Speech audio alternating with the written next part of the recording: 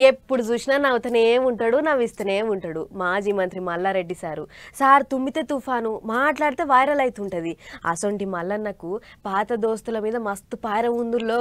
పార్టీలతోని పని లేదు, దోస్తాను కావాలన్నట్టే పాత దోస్తు గలవంగానే ఎట్లా కాగలిచ్చుకుంటుండో చూడుర్రి.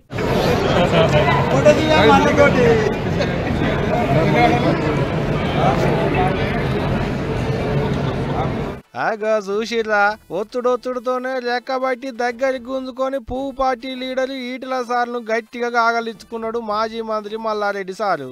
అంతేకాదు మల్కాజ్గిరిలో నువ్వే గెలుస్తావన్నా అనుకుంటా ఈటల సారు గదవ పట్టుకొని మా పాయడం చూపించిండు.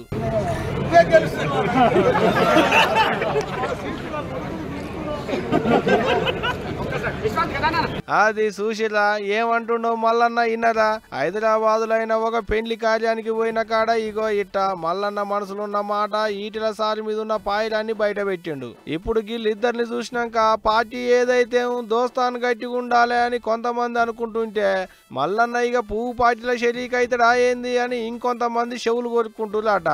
ఏదైతే గాని ఇద్దరు లీడర్ల నడమ పాత దోస్తాను భలే గట్టిగా ఉన్నది పోండ్రి.